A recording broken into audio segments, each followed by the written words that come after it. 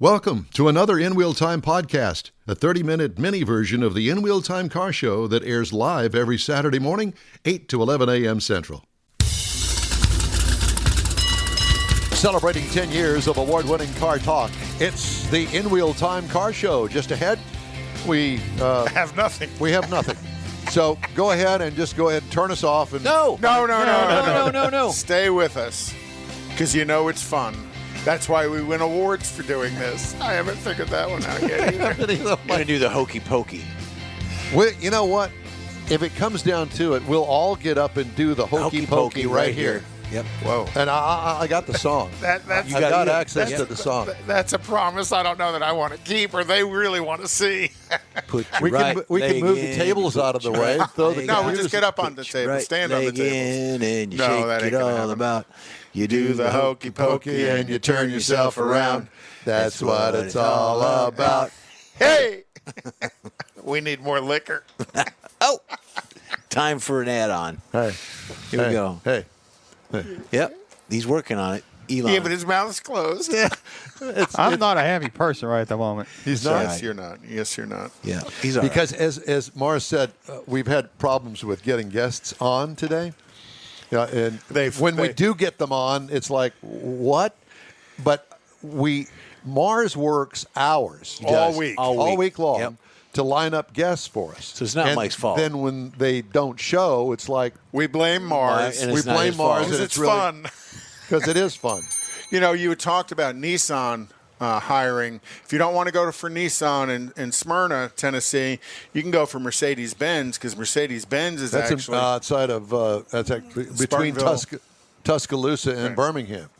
You know, very good. If you want to go to work for Mercedes-Benz International in Alabama, they announced Wednesday that they plan to also hire hundreds of workers by the end of the year. They're looking to fill full-time positions in the body and paint shops, along with their battery plant they're building in Bibb County, where workers will assemble new technology, high-voltage EV batteries. And if you look at all of the manufacturers, you know, because I know Ford just announced a huge battery program somewhere in that Tennessee, South Carolina area. General Motors announced a huge battery program. Nobody's going to go to work because our government and our president is paying for everybody to stay home. And the price of lithium is way up. You said that you brought us that story earlier, and now, you know, all of these battery programs are built around lithium-ion batteries, and as that price goes up, that means the price of the car is going to go up, and we actually have somebody on Mars. We don't know if he can hear us or not. No, that was some sort of epileptic fit he was having. When you said lithium, I was so happy. when you said lithium, you got all excited. Yes, I got so happy. Oh my goodness! So, but yeah, so Mercedes and GM and Ford, as well as Nissan, are all hiring in that central Appalachia area. Okay, Mars. what you got? You're up, Sam, Mike. can you pot him up, Sam? I can. Howdy, Sam. Hello, gentlemen. Good How are morning. you? I believe it's morning over there. I'm very well, thank you. Is Good to it speak to you evening guys. over there? What time is it over there?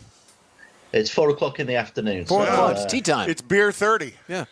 Well, It's tea time exactly. And where the and pubs where are open soon. and are you in London or the surrounding area? I'm in Huntingdon, which is near Cambridge, about an hour north of London. Got it. Okay. So out of the big rat race, just a little rat race. Well, Cambridge, that's where all the a bit smart more people are. genteel. Where all the smart people come from up in Cambridge. And I think the Queen's got property up there. The Queen has property everywhere. So She Sam, does, yeah, I'm renting.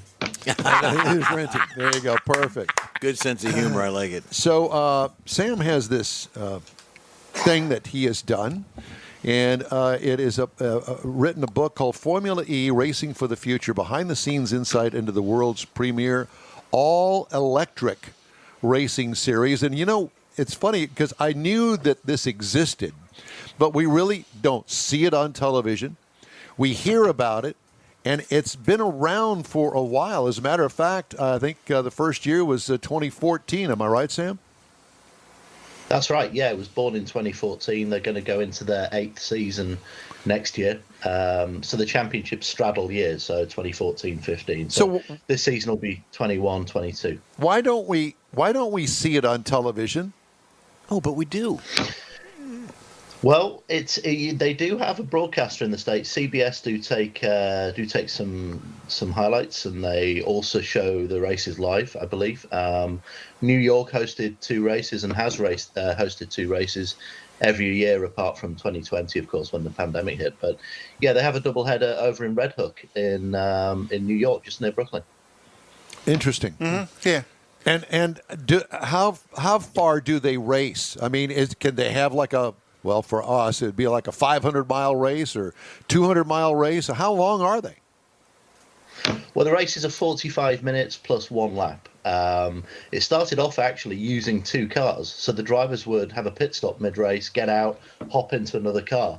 But that stopped in 2018, and they went to what they call Gen 2, which is a car and a battery, of course, because the battery is where the usable energy is stored. And they built a bigger and better battery, and it meant that they didn't have to do those pretty, how can I put it, that the stops were a novelty to start with, and then they just became a bit of a pain. So what happened is they went to a 1-car sporting format, and lo and behold, a load of manufacturers turned up because they found it a lot more attractive. So we got BMW, Porsche, Audi are in the championship, or they've just left, but we have also Jaguar and Mercedes as well. Wow. Well, I'm surprised that they hadn't gotten down the stops where they could change the batteries out in quick time, but kind of like a plug-in, unplug one and plug in another. I'm surprised that they hadn't developed that. Yeah, they're actually looking at something for the next generation of cars, which is like a flash charger, so a super quick charging pit stop, which I think will be part and parcel of the sporting format for the future. If Formula One thinks pouring fuel in a car is dangerous, using a flash charger may be just as dangerous. Explosions in the pits. Yeah, as the guys come out all wrapped in rubber, so they can plug the flash charger in. A thermal event. Yep. But it might wake some people up in the pit lane, right? I mean, it's safety is taken hugely seriously in all international motorsport, but it's especially so in Formula E because it's developing technology as well. Every member of the team has to go through a pretty intensive training session with EV technology, and they actually use big rubber gloves, and they've got to get out of the car at a specific time when it's not charging. There's been 0 accidents. There's been nothing that's happened at races that has caused concern. Well, speaking of accidents, battery fires don't happen, so that's a good thing. When they do in the event that they do crash, now I know in Formula One I've seen it on TV, but after the effect, when they bring the vehicle back after it's crushed or whatever damage it has, don't they go through a protocol for the battery before they can transport it back? That's exactly right. Yeah, logistics is pretty intense because, as you can imagine, putting these things on planes to go around the world is you need a hell of a lot of paperwork, and you've got to double and triple check everything. But especially when one is damaged. There's a really good example actually a couple of years ago. Jean-Eric Vergne, who was the season 4 champion, had a big shunt in Saudi Arabia and cracked the infrastructure of the battery sort of cradle that it sits in the car, and that had to stay and be repaired in Saudi Arabia for a couple of months before it was allowed to fly back. So that is a big box that needs to be ticked before the races take place. Interesting. But you mentioned Jean-Eric Vergne. There's a number of really high-profile drivers that are running Formula E. Some of the guys that had previously run F1 and a lot of guys that had run a German touring car and British touring car are in Formula E. Fittipaldi, too. That's right. There's a ton of drivers. I mean, we did have Felipe Massa, who obviously won a load of Grand Prix with Ferrari and drove for Williams in F1 for many years. Vergne drove many Grand Prix. Sebastian Buemi was on the Red Bull ladder. We've got Le Mans winners, ex-DTM winners. I'm just trying to think who we had from the States. We've had quite a few US drivers. Scott Speed, you probably heard of Scott Speed. Who ran in Indy for a while.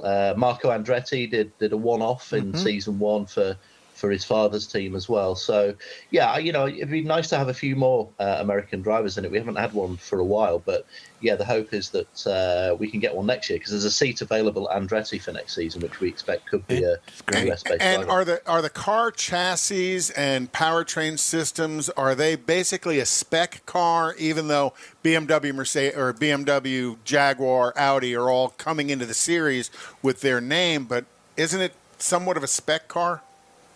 Yeah, that's right. It is a spec car. It's a spec chassis. The free aspect of it is the powertrain.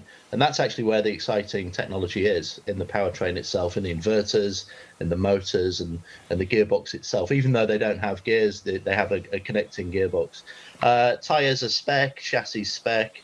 The teams that run them are what you're referring to with the manufacturers. So, for instance, Andretti were partnered with BMW. They're going alone next year because BMW have gone on to do other things next season. But there's a whole bunch of teams in it that are well known mainly in Europe. But Andretti is the one in the States, and also Jay Penske, who is Roger's son, runs a team called Dragon Penske, which also races in Formula E. Well, Sam, I understand that there's also a couple of things that you deal with in the book, and one is the engineer's view and the driver's view. And I thought that that was really interesting, the way that you look into that, because clearly it's two different views. And to get an insight into the car, you really need to understand how the car works, how it's set up, and only the engineer, well, typically the engineer would be the guy that would know that sort of thing. And then getting behind the wheel and driving the car has to be a completely different sensation than driving an internal combustion engine, I would imagine, with the amount of torque that you get right off the throttle. Yeah, these cars aren't as quick as Formula One, but off the line, they're pretty much just as quick. They're a bit heavier than F1, but from the perspective of engineers and drivers, you're dead right. There is a big misconception of Formula E being quite easy because it's not as quick as other disciplines. But I can tell you, having spoken to the drivers, and like I said, some of these drivers who've won Le Mans and done some of the toughest things that there are to achieve in motorsport, it is supremely complex what they do. I mean, to give you an example, in the book, we get the driver's eyes, as you said, and they are getting real-time data from their engineers as a question. So they have the dash, and it's not just they're reading out one number or two numbers. They're reading out stuff in crypto. So they use cryptic codes because all the radios are open, and other teams can listen to them. So, you have to manage your usable energy. They get 52 kilowatts an hour to use during a race. Now, if there's a caution period, the race director takes off that energy. So then you've got to recalculate. And the other thing which is super interesting in the sporting context is that during the race, they have what they call an attack zone. So the car will go over offline, will go over this attack zone, which is a transponder loop, and it will get an extra boost, approximately 30 kilowatts of power, which they can use then for a certain amount of time during the race. Is that like kind of like the little yellow spots you get in Mario Kart? When you run over those, the car accelerates. So there's like a push to pass. It is. They use a push to pass. Exactly. It's a similar thing, but in a very different sort of innovative context. And I think, Formula E and the FIA deserve a great deal of praise for that, because it could have been really gimmicky, but honestly, it works superbly well. You get these races within races. So overtaking is, you get overtaking pretty much every lap. And you pretty much never get a dud race. There's always something happening. Even if nothing much happens during the race to start with, it will bubble up to something because people are managing their energy. So there was a great example in Mexico City in 2019 when Lucas Di Grassi won the race literally on the line, because the guy who'd led most of the race miscalculated his energy and just ran out on the line. So we had this amazing, think J.R. Hildebrand at Indy in 2011, when he hit the wall at the last corner. That kind of amazing finish to the race. It's happened more than once in Formula E. And these cars look like an F1 car. There's a variance to it, but they're all well winged out. They've got the big wide tires. It is truly a Formula-looking car that buzzes. Well, it's got kind of a whine sound to them as they power up. So there is a little bit of a sound to it, but not like you expect in an F1 car. But to me, I think the racing is just as exciting. I do too. And it's not Mercedes just getting the blessing of FIA to win everything, and Hamilton takes the championship We're not year going after there. year. We are not sorry, going there. I'm sorry. Yeah. I digress. I am not a Hamilton fan, in case you're wondering over there. Okay. Well, Lewis was born about 15 miles from here. That's good. He was born in a place called Stevenage, just down the road. So he's a bit of a local hero around here. So he's a remarkable driver. Sorry, go on. He is a remarkable driver. He's quite Outstanding. You can't disagree with that. Yeah. Well, one of your guys can. But no. And, as he gets older, maybe he'll come over to Formula E. Don't know if that'll happen or not. Well, we'll have to see. I think that the big question, the pretty interesting question is there going to be convergence of all electric technology in Formula One? I mean, that's the big question. Interestingly, Formula E has a deal with the FIA, the governing body of motorsport, to have a degree of exclusivity for an all-electric single-seater championship, which is for the next approximately 20 years. So Wow. Formula One couldn't become all-electric without doing some kind of deal or having an integration with Formula E, which not many people realise, but it is absolutely true. So it's going to be interesting when those two things meet, which could be sooner rather than later. We'll have to see. And there is some crossover going on because all the Formula One cars all have an electric hybrid component built into them. And I don't know how much crossover there is in the technology, but I would imagine quite a bit. Yeah, you're seeing it more and more, and Formula One does have a lot of this with the hybrid technology. Obviously, it's not all electric, which the projections are that the majority of the world is going to be driving in the next sort of 10 to 15 years for sure. So we're going to have to see how that works. But all I can say is, from covering Formula E since the start, I'm far from an EV evangelist, but. When you see these things, up close, and you recognise the level of performance and the competition and everything to do with the sporting and technical levels, then it's impressive stuff. And if it gets people or new generations and new demographics interested in EV racing, all the better. I'm a diehard racing fan, so I love Lola T70s or Can-Am or whatever as much as the next guy, but. I'm telling you, these things are really impressive and well worth coming to Red Hook next year or wherever you can to see them in action because they're really quick. And lots of manufacturers' money is coming into Formula E. Lots of it. And that's a good thing. This is true. And the key then is managing it, right? You get loads of manufacturers in a championship, and history tells us that it can implode or it can get fraught and, it can eat itself whole. It can ruin that isn't happening yet. Yes, a few have left, but there are so many that it looks like it's going to thrive and survive in the near future. Well, Sam, when we got word that we were going to interview you today, the first thing that came to my mind after reading your bio and all the stuff that's contained in the book, I thought, great idea for a Christmas present for somebody that's getting a new electric car. What a great coffee top table book this is, because it gives you some insight, a different perspective of automotive when it comes to electric. Because who was to know that we would have electric racing this quickly and ramped up this quickly, only beginning in 2014?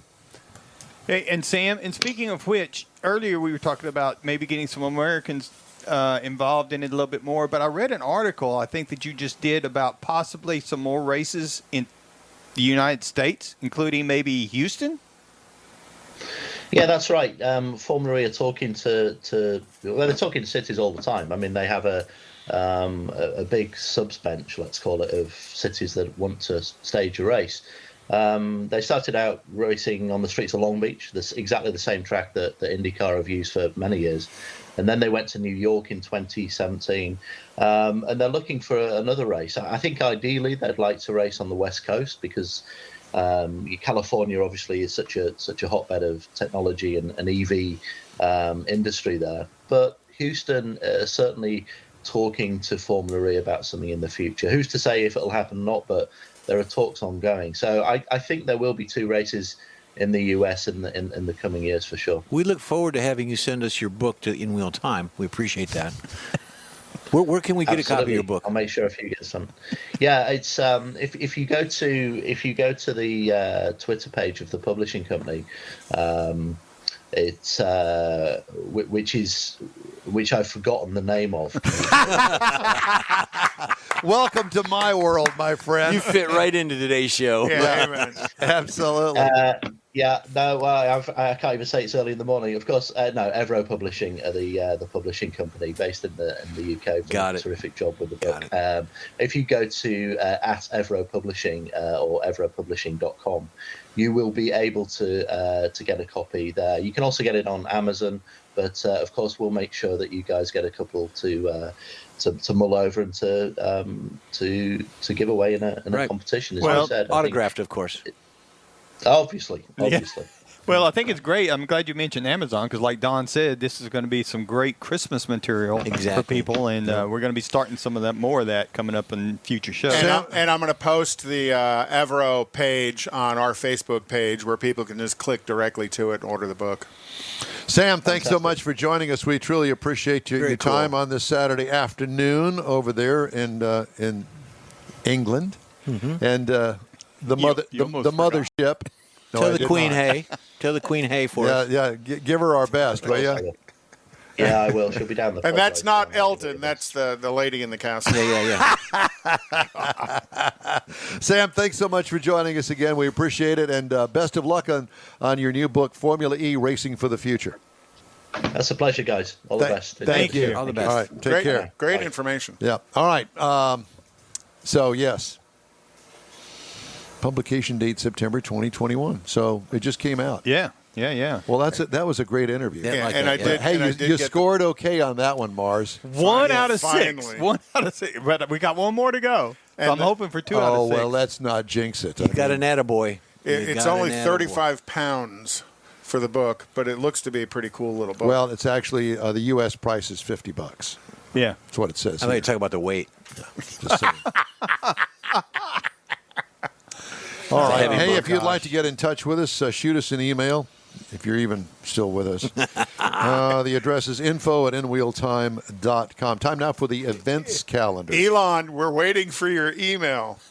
Events calendar, stuff that's coming up. Saturday, October 16th, is the Mustang Club of Houston's Fall Open Car Show on Planet Ford 45, which, the Mustang Club of Houston, they always put on a good show. Yep. Sunday, October 17th, Kids and Cars, bring your Power Wheels to the barbecue place. Oh, what's the name of the barbecue place up on 249?